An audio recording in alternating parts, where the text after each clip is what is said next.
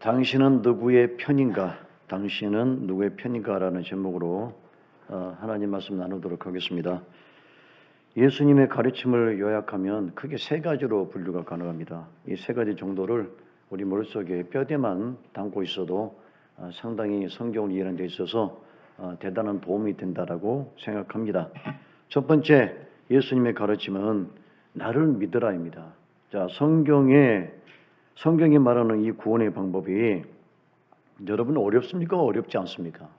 우리가 어떤 종교를 보더라도 성경의 구원의 방법은 굉장히 쉽습니다. 하나님께서 모든 사람이 구원에 이르기를 원하시기 때문에 구원의 문턱을 대폭 낮춰놨습니다. 그래서 그리스도의 십자가를 믿는 자에게는 모든 자에게 정말 죄 고하를 막론하고 신분에 구분 없이 이렇게 구원이 모든 자들에게 주어지게 됩니다.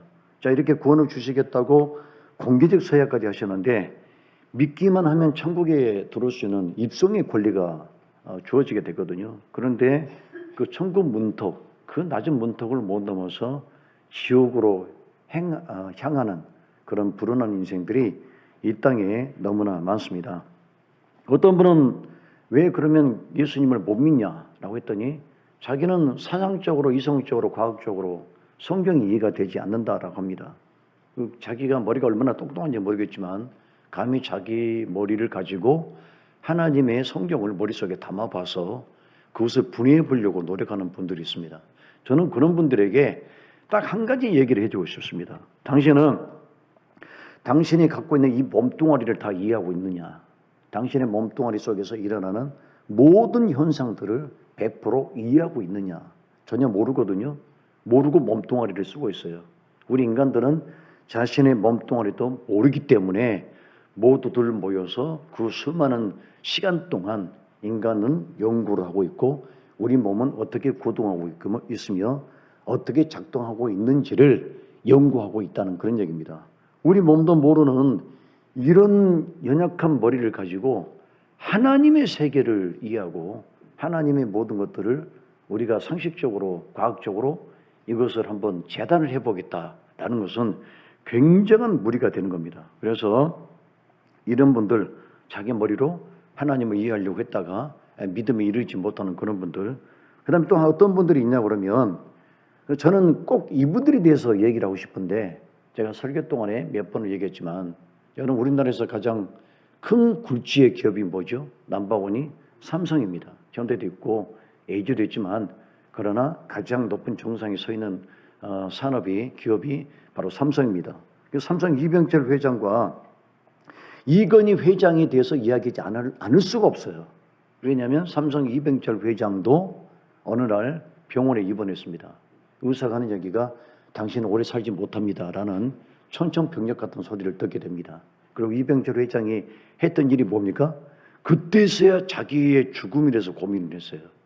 그래가지고 신부님에게 편지 보내서 사후세계학 있느냐? 하나님이 있느냐? 이것들을 주고받고 연구하다가 끝내 해답을 얻지 못하고 죽음으로 귀결된 사람. 그게 이병철 회장입니다.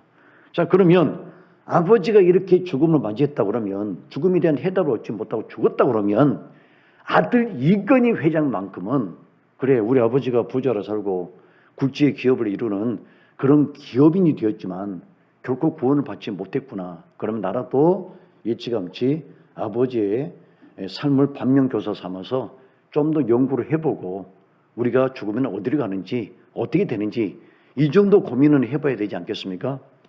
그 삼성 이건희 회장의 그 72세 이분이 돌아가셨고 뭐 연명치료 6년 더 해가지고 78세에 돌아가셨다는데 이분이 유서가 있어요. 제가 유서를 한번 설교를 한 적이 있는데 저도 처음에 그 자료를 접해서 읽어봤는데 그 유서의 대부분 내용이 뭔지 아십니까?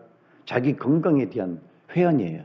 내가 몸을 건강을 돌보지 못했고 기업을 이루기 위해서 너무 과도한 일들을 했고 그러다 보니까 몸이 망가졌고 그러다 보니까 어느새 72세 때 죽음이 다가오게 되었다라는 얘기입니다. 그러면서 그 편지 속에 여러분들은 물도 많이 마시고 운동도 많이 하시고 이렇게 나처럼 후회하지 말라 그렇게만 하시고 이분이 죽음을 맞았거든요.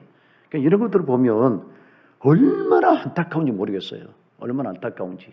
오직 먹고 사는 데에 집중을 하는데 본인이 이 땅에 오래 살지 못한다는 그 명제를 제대로 이해하지 못해서 결국에는 그 죽음 앞에서 너무나 슬퍼하고 비통하고 끝내는 천국에 생명을 주지 못한 채 그 문턱에서 죽는 모습을 보면서 굉장한 안타까움을 금할 수가 없는 상태가 됩니다. 또 어떤 분은 왜 예수님을 못 믿냐? 저는 목사님 예수님 믿습니다. 예수님 믿어요? 그렇습니다. 예수님 믿고 있습니다. 그러면 왜 교회를 안 나옵니까? 게을러서 못 나옵니다. 아침에 잠을 자야 되고 주일날 좀 피곤하니까 또 자야 되고. 여러분 성경에 7대 죄악이 뭔지 아세요? 7대 죄악? 교만도 들어가고 음란도 들어가고 다 들어가지만 그 7대 죄악 중에 하나가 게으름이에요. 여러분 이 땅에서 살면서 게으른 사람은 밥도 굶습니다. 결국 집안도 망해요. 그러니까 게으름이 주는 그 해악이라는 것은 이루 말할 수 없는데 집안만 망하는 게 아니라 결국에는 자기 용까지 팔아먹는 그런 일들이 벌어지는 것이거든요. 천국은 누가 갑니까? 게으른 사람은 절대 못 들어가요. 천국은 부지런한 사람이 들어갈 수 있습니다. 성실한 사람이 들어갈 수 있고 그리고 자기 자신에 대해서 주도 면밀하게 생각하는 사람이 천국에 들어갈 수 있습니다.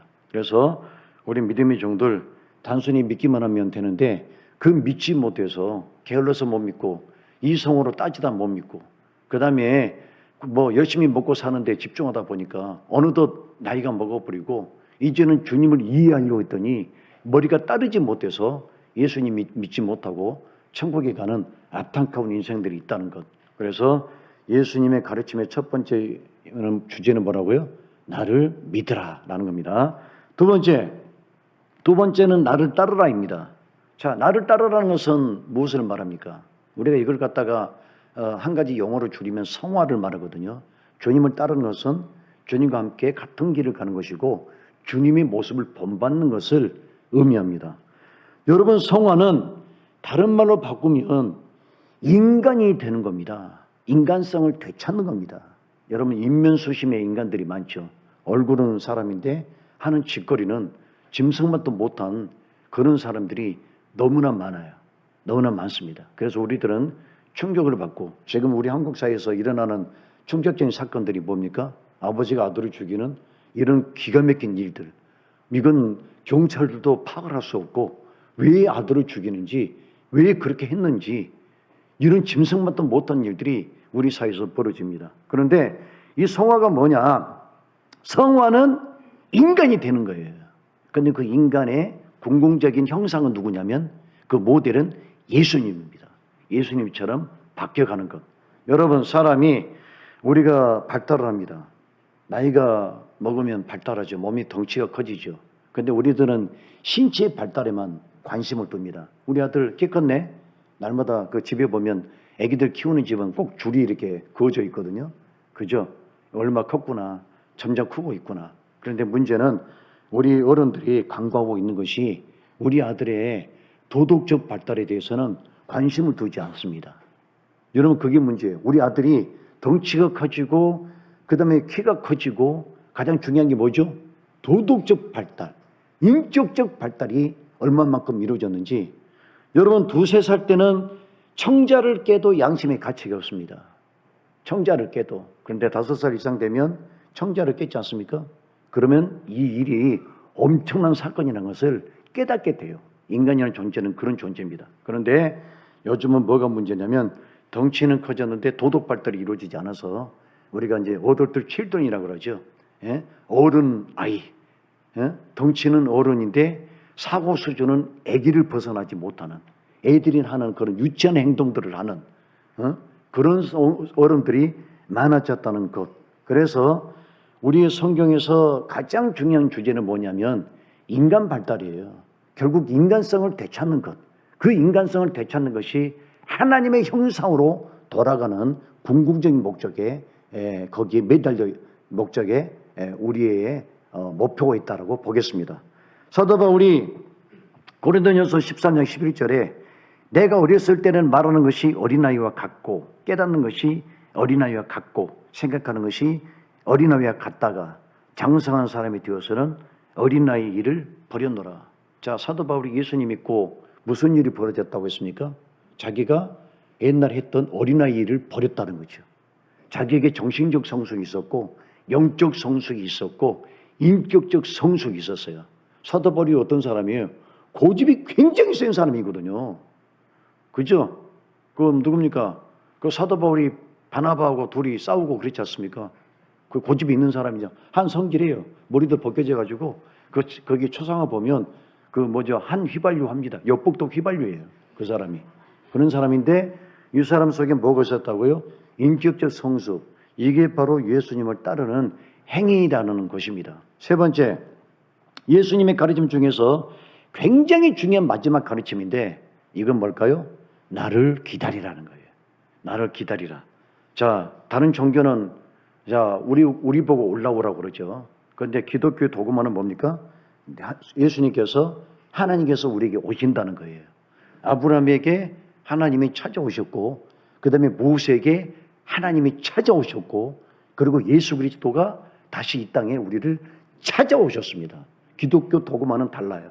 다른 종교는 올라오는 개념이지만 우리 기독교는 찾아가는 그런 개념입니다. 자, 그래서 예수님께서는 이 땅에 오셨습니다. 그런데 어떤 일이 벌어졌습니까? 예수님이 부활한 다음에 감난산에서 많은 사람이 보는 그 목격된 광경 속에서 하늘로 승천을 하십니다. 여러분, 이슬람의 마호메트가 승천했다고 그러죠.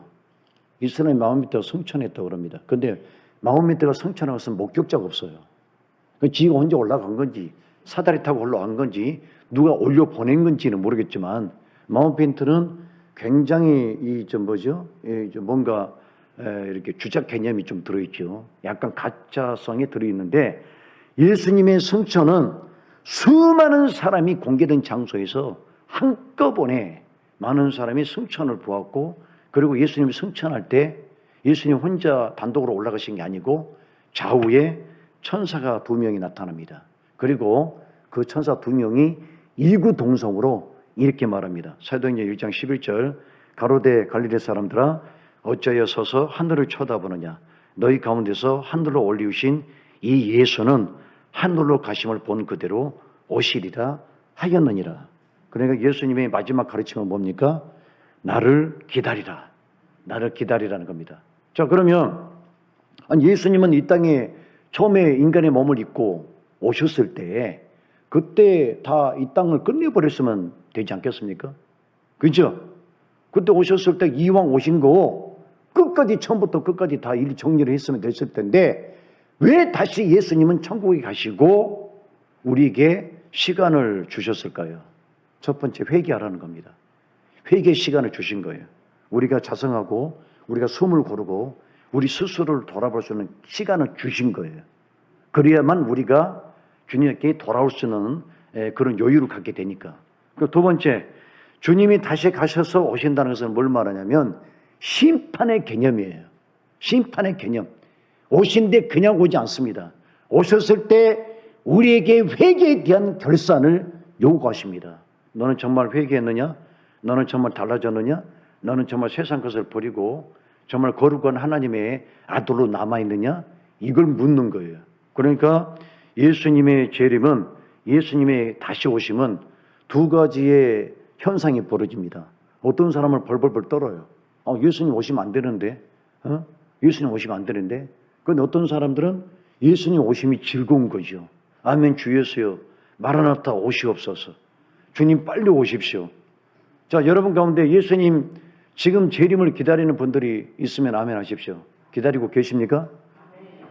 남이 별명 없는 거 보니까 나머지는 아파트 구입해야 되는데 지금 오시면 안 되는데 나 지금 이번에 로또도 됐고 그 다음에 통장에 돈 좀 늘어나고 있는데 지금 오시면 부귀영화를 누릴 수 없는데 뭐 이런 분도 있을 수 있을 것 같아요.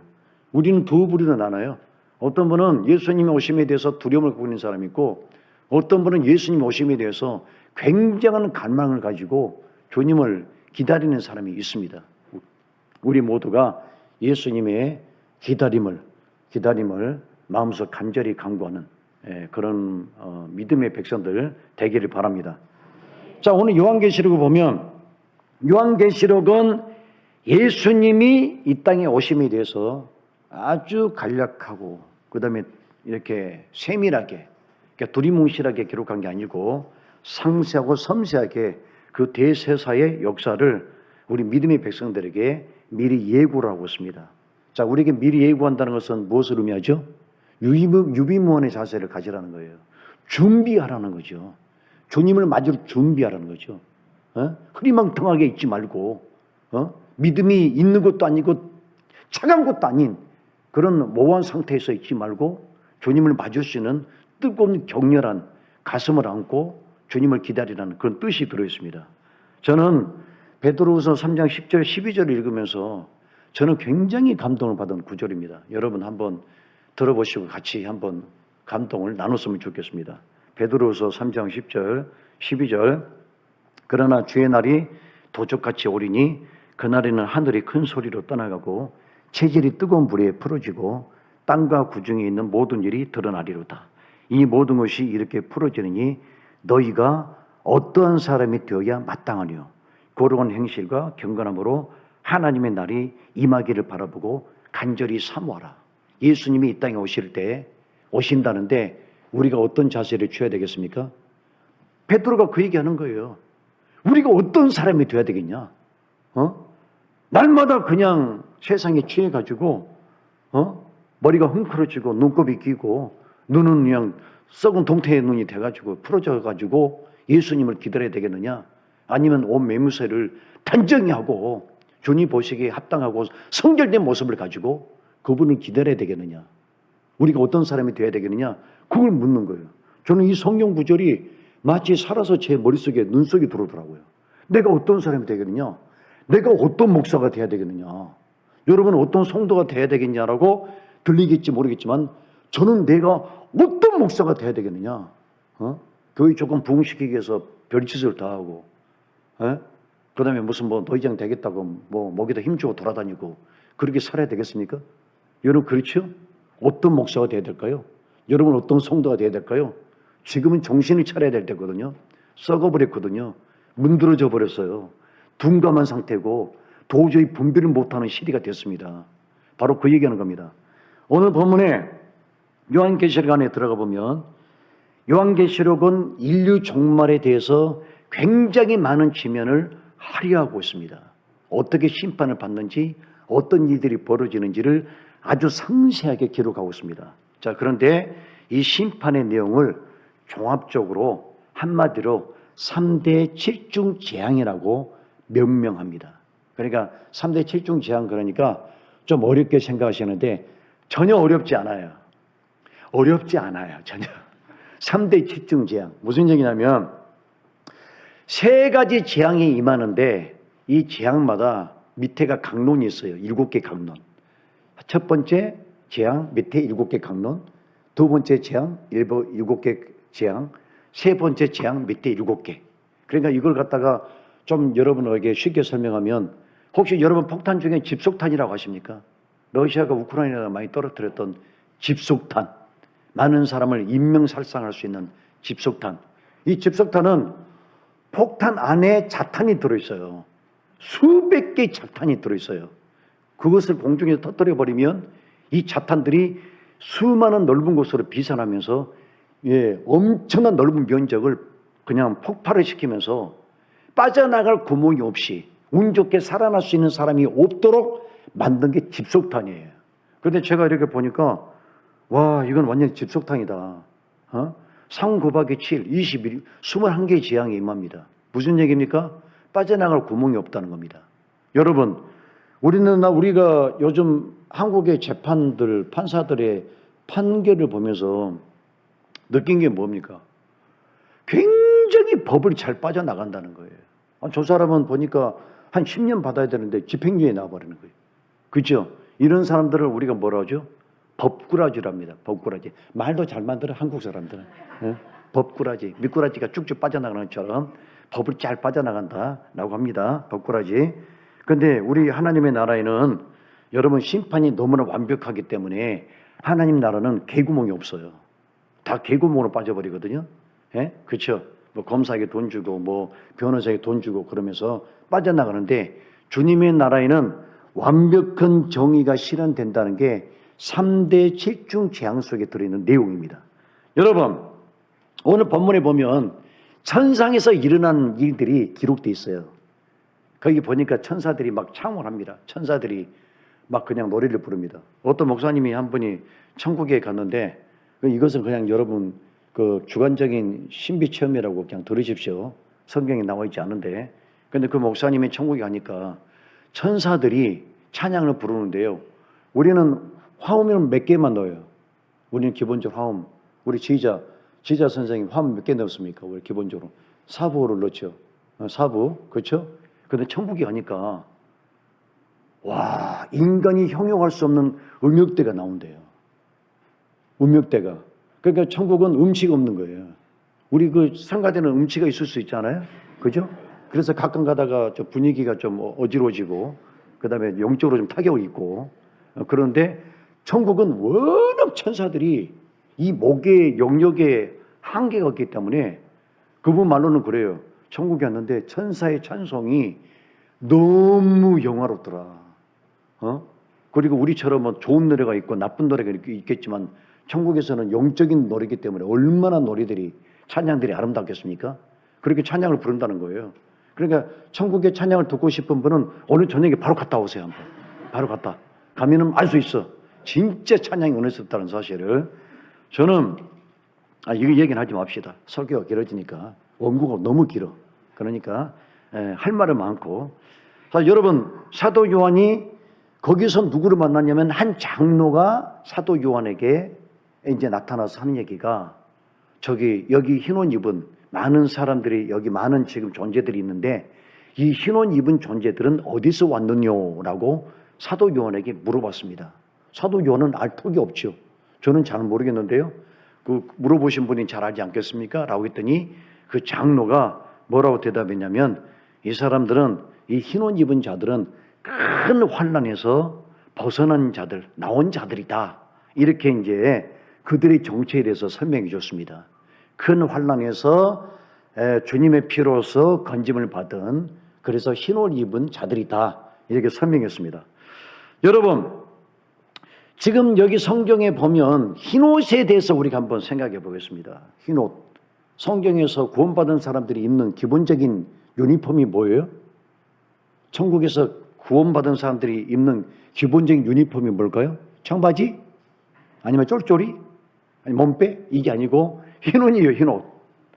여러분, 이 흰 옷이라는 것을 한번 주목을 해 보십시오. 제가 이번에 책을 읽다 보니까 뭐 이런 것도 있구나. 이걸 갖다가 한번 말씀해 보겠습니다. 혹시 여러분 도상학이라고 들어보셨습니까? 도상학. 미술 전공하신 분. 나는 미술을 전공했다 하시는 분. 이거 미술 분야에 나오는 그 이야기인데 미술 나오신 분 없어요? 어쩐지 우리 교회 그림을 잘 못 그리더라. 그림 그리는 사람이 없어요. 하나씩은 있어야 되는데 이 도상학이 뭐냐면 전혀 어렵지 않은 내용입니다. 어떤 형상이 갖고 있는 일정한 상징과 속성들을 말합니다. 예를 들면 이 도상학이 발전한 곳이 어디냐면 바로 기독교예요. 기독교가 문화와 이 철학과 그리고 사회에 미친 영향이라는 것은 이루 말할 수가 없고요.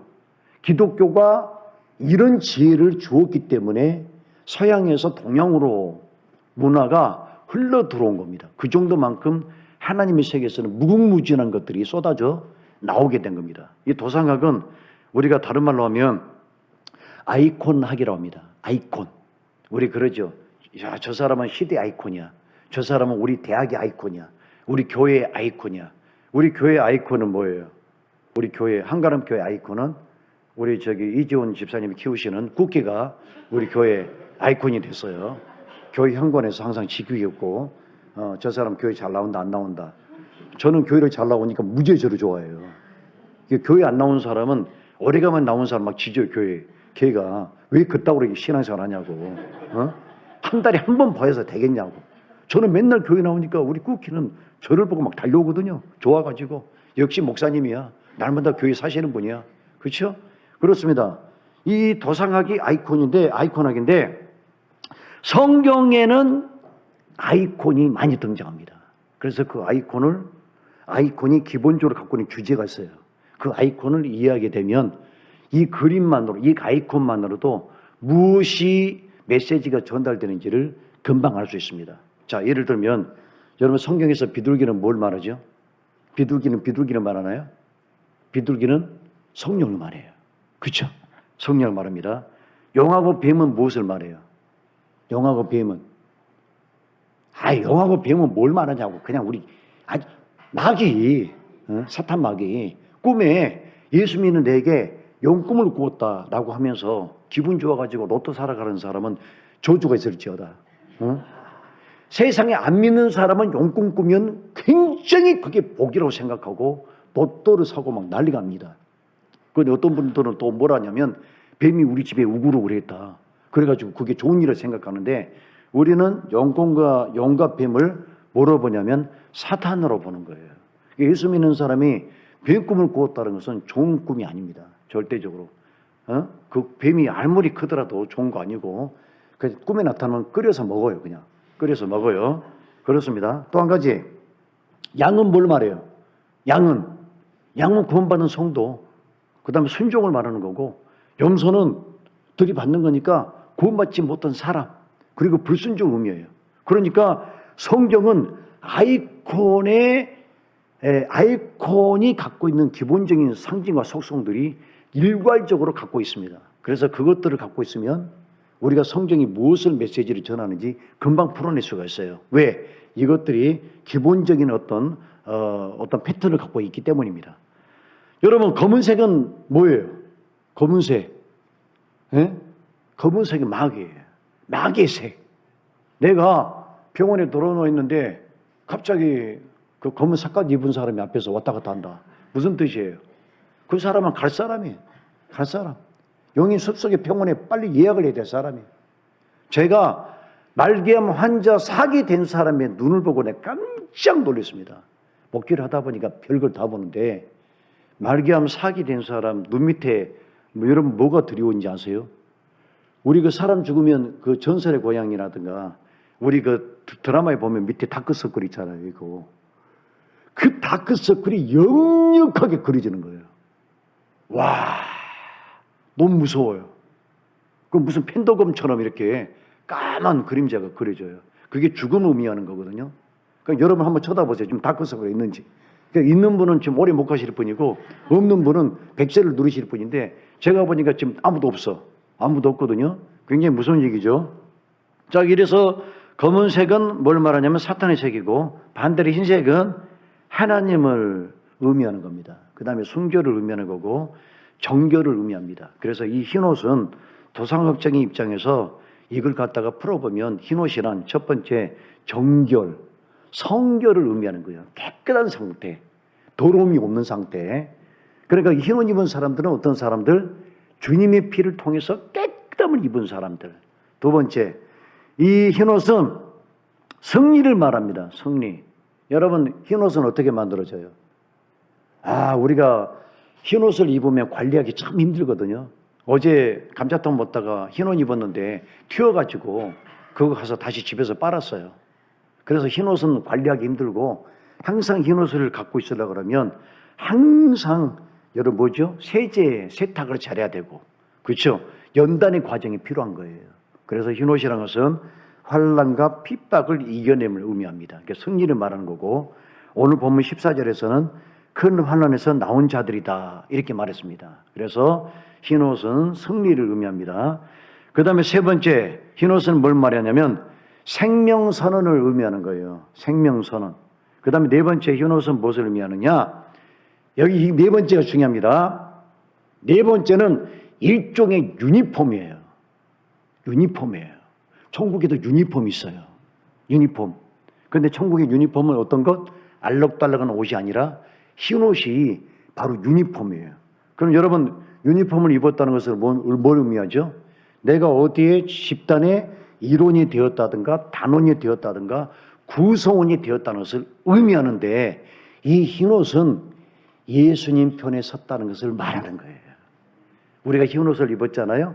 주님 편이에요. 내가 검은 옷을 입었지 않습니까? 마귀의 편이에요. 우리가 살아가는 이 세상은 알고 보면 항상 이 질문이 우리에게 과제처럼 주어집니다. 당신은 누구의 편이냐고 물어봐요. 그죠? 지금 우리 한국이 굉장히 어려운 그런 상태에 놓여 있습니다. 중국은 우리에게 물어봅니다. 우리 편이야? 미국 편이야? 미국은 우리 편이야? 중국 편이야? 우리는 환장하죠. 미국도 무역을 해야 되고 중국도 무역 대상국인데 이거 가운데서 말 잘못했다가는 굉장히 괴로운 지경에 있어서 중립외교를 펼치고 있는 그런 상황인데 아주 굉장히 힘들어요. 여러분 지금 동남아시아 전쟁이 일어나는 거 아시죠? 태국하고 캄보디아 한번 붙어버렸죠. 그죠? 그 태국 똠양꿍하고 캄보디아 그쪽에 똠양꿍과 한번 붙어버려가지고 지금 똥랑똥똥 하면서 싸우고 있는데 제가 태국과 캄보디아를 보니까 어물전에 망동이가 뛰니까 꼴뚜기도 뛴다고 여러 군데 전쟁하니까 또 동남아시아에서 전쟁이 일어났어요. 여러분 태국은 누구 편입니까? 태국은 누구 편이에요? 미국 편이에요. 캄보디아는 누구 편이에요? 중국 편이에요. 캄보디아는 중국 무기를 쓰고 있어요. 태국은 미국 무기를 쓰고 있어요. 예. 그러니까 이것이 대리전이라고 얘기합니다. 근데 중국은 막 부인하고 있지만 대리전이에요. 재미있죠, 여러분? 세상의 모든 게 눈에 보이지 않지만 편으로 나눠져 있다니까요. 나토, 미국, 그 다음에 민주진영, 그 다음에 러시아, 중국, 이란, 북한, 또 그 다음에 그에 따른 나라들, 몇 나라들, 이렇게 나눠져 있지 않습니까? 그렇습니다. 나라도 다 편이 있어요. 그 다음에 회사에 가면은 뭐랍니까? 은근히 물어보죠. 과장님 편이야, 부장님 편이야? 말 한마디 잘못했다 그러면 이제 날아가는 거예요. 저 사람 과장님 편이랍니다. 왜? 과장과 부장은 지금 사이가 안 좋은데. 예? 다시 봐야 되겠네. 그리고 집에서도 편이 있어요. 애기 갖다 놓고 어릴 때부터 엄마 좋아해, 아빠 좋아해. 예? 애기가 뭐 환장하려고 그래. 어릴 때부터 시험에 들어가지고. 아니 태어나자마자 아주 고난도의 질문을 묻는 겁니다. 엄마 좋아해, 아빠 좋아? 엄마 편이야, 아빠 편이야? 그러니까 애기가 거기서 막 하고 울어버려요. 뭐 이런 놈이 집구석이 다 있냐고. 나는 둘 다 편인데 애기가 막 힘들어가지고 그래서 애들이 ADHD에 걸린다니까. 그런 것 때문에 정신이 없어진다니까. 그렇습니다. 그런데 여러분 우리는 이 땅에 살 때 다 편이 있어야 돼요. 정확하게 내가 무슨 편에 설 것인가를 정하고 살아야 돼요. 중간 없어요. 중립, 우리가 스위스 뭐 국가입니까? 중립국가 없어요. 전쟁 나면 다 어디에 붙어야 돼요. 붙어야 됩니다. 지금 나토에 있는 국가들 보십시오. 러시아와 전쟁 나니까 중간지역, 중립지역 나라들이 다 나토로 붙었잖아요. 안 붙으면 공격당하는 거예요. 어쩔 수가 없어요. 그런데 성경에서 우리에게 무엇을 의미하죠? 성경에서 우리에게 뭐랍니까? 우리에게 묻습니다. 너는 하나님의 편이야, 사단의 편이야? 물어요. 결정해야 돼요. 나는 그런 거 결정 안 하고 살겠습니다. 말도 안 되는 일입니다. 통하지 않는 일이에요. 여러분 누구 편이에요? 마귀 편이에요? 절간에 가요. 절간에 가. 마귀 편이면. 절간에 가. 우리는 하나님 편이에요. 그러니까 교회 나왔죠. 이 무더운 여름에 땀 피질피질 흐리면서 부채질하면서 그 잠 안 자려고 무지하게 좀 애쓰고 있고, 그렇죠? 이런 것들 누구 편? 우리 하나님 편이에요. 여호수아 24장 14절 15절에 여호수아가 이스라엘 백성들 가나안 땅에 들어왔던 그들에게 이렇게 질문했습니다. 그러므로 이제는 여호와를 경외하며 성실과 진정으로 그를 섬길 것이라. 너희가 열조가 강 저편과 애굽에서 섬기던 신들을 제하여 버리고 여호와만 섬기라. 만일 여호와를 섬기는 것이 너희에게 좋지 않게 보이거든 너희 열조가 강 저편에서 섬기던 신이든지 혹 너희의 거하는 땅 아모리 사람의 신이든지 너희 섬길 자를 어느 날 택하라. 오직 나와 내 집은 여호와를 섬기겠노라. 여호수아가 지도자로서 그 다음에 대통령으로서 이스라엘 백성들에게 물었습니다. 너희는 누구 편이야? 아모리 사람의 신의 편이야? 아니면 그 신들 믿던가? 나는 우리 집은 영원히 하나님 편이야. 이렇게 얘기했습니다. 여러분 오늘 우리에게 묻습니다. 누구 편이냐고. 흰옷은 뭘 말하는 거예요? 흰옷은 주님의 편임을 의미하는 거예요. 주님의 편에 섰던 사람. 이 땅에서 비록 핍박받고 사람에게 질시를 당하고 무시를 당하고 경멸당하고 그 가운데서도 주님 편에 섰던 사람들이 천국으로 가게 됩니다. 천국으로. 여기서 모호하게 사단의 편 반절, 하나님 편 반절 두 가랭이 걸쳐가지고 사는 사람 절대 못 들어가요. 못 들어갑니다. 자, 그 사람들이 천국에 갔습니다. 저 주님 편이죠. 주님이 그들에게 무엇이라고 축복하십니까? 우리 성경 한번 읽고 마무리 짓도록 하겠습니다. 15절 17절 주님 편에 섰던 사람들, 이 땅에서 주님 편에 섰던 사람들에게 어떤 축복을 주시는지 말씀하시는지 우리 읽고 아멘 하겠습니다. 자, 15절 16절 17절 시작. 그러므로 그들이 하나님의 보좌 앞에 있고 또 그의 성전에서 밤낮 하나님을 섬기며 보좌에 앉으신 이가 그들을 위해 장막을 치시리니 그들이 다시는 줄이지도 아니하며 목마르지도 아니하고 해나 아무 뜨거운 기운에 상하지도 아니하리니 이는 보좌 가운데 계신 어린 양이 그들의 목자가 되사 생명수 샘으로 인도하시고 하나님께서 그들의 눈에서 모든 눈물을 씻어 주실 것입니다. 아멘. 여러분 주님 편에 서고 계십니까? 천국에 가면 예수님께서 해주시는 것이 있어요. 우리 눈에서 눈물을 씻어 주신다, 씻겨 주신답니다. 너 많이 울었지? 너 세상 살면서 힘들고 괴롭고 때로는 믿음 포기하고 싶었고 많이 울었지? 이제 울지 마. 여기는 우는 곳이 아니야. 너 목말랐지? 많이 목말랐지? 이상하게 마음에 평화가 없었지? 내가 너에게 이제 솟구치는 내가 행복을 줄게. 너는 내 편이었잖아. 이제는 내가 너의 편이 되어줄게. 이게 주님의 주시는 마지막 응답이에요. 우리 믿음의 종들 흰옷을 입으시길 바랍니다. 주님의 이루어진 되시기를 바랍니다. 예, 그곳에서 우리 하나님의 기쁜 이루와 큰 은혜를 누리는 우리 모두가 되기를 주의 이름으로 축원합니다. 기도하겠습니다. 귀하신 아버지 감사합니다. 오늘 우리가 살아가는 이 모든 세상 누구의 편인가를 항상 묻습니다. 흰옷 입은 사람들, 이 흰옷은 승리의 상징이고 또 그리고 정결의 상징이지만 이것은 유니폼입니다. 하나님의 편에 섰던 사람들에게 주어지는 바로 귀중한 영광의 옷입니다. 아버지 하나님, 이 땅에서 하나님 편에 서지 않고 마귀 편에 서고 세상 편에 서고 돈 편에 서고 세상 인기 명예 편에 섰던 사람들은 주님 나라에 들어가지 못합니다. 그러나 세상의 모든 것들을 버리고 주님 편에 섰던 사람들은 주님께서 그의 편에 서주시고 위로를 더해 주십니다. 목마르지 않도록 해 주십니다. 또 그리고 눈에서 눈물을 씻어 주십니다. 많이 울지 않도록 해 주십니다. 아버지 하나님, 어렵고 힘든 시기를 지나가는 주의 백성들 다 일으켜 주시옵시고 성령께서 우리 가정을 축복해 주시고 우리 가정을 다스려 주시옵소서. 성령께서 우리의 직장의 산업 문제를 다스려 주시옵소서. 내가 하고 있는 기업도 내가 하고 있는 공부도 진로도 우리 주님께서 먼저 가 주시옵소서.